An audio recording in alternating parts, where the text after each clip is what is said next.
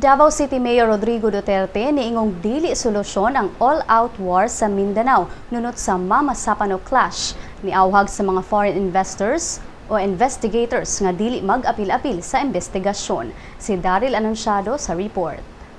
Si Davao City Mayor Rodrigo Duterte nibutyag nga dili siya uyon sa all-out war nga matud niya dili kini ang solusyon nga angayang buhaton human sa giingong mis-encounter sa Mamasapanong Maguindanao.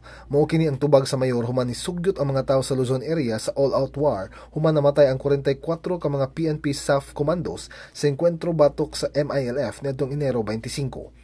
Apan matud sa mayor nga dili taga Mamasapano ang mga taga Luzon. Dugang niya nga isip mayor sa usa ka syudad nakahibalo siya nga unsay gisabutan sa Mamasapano, gani ang tanang army, pulis ug mga mamaligya ay dili mosulod sa maong lugar. Dugang ni Duterte nga dili sab siya ganahan nga dunay laing mga grupo nga moapil sa investigasyon sa insidente tungod kay matud niya usa kini ka internal matter. Gibanatan sab sa opisyal ang giingong partisipasyon sa nasuspensong si PNP Chief Alan Purisima kalabot sa Mamasapano operation. Sulti sa mayor nga tungod na suspenso si Purisima, dili kini angayang mupadayon sa iyang trabaho isip hepe sa PNP.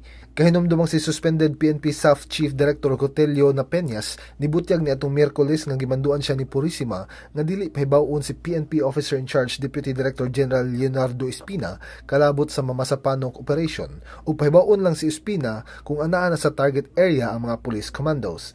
Sa ka press briefing kagahapon, si Espina niingon nga mas maayong mag-assign si President Benigno Aquino III og bag-ong PNP chief aron masayran kung kinsa ang insaktong tao nga mumando sa PNP. Kini si Daryl Anunciado alang sa Sunstar Pilipinas.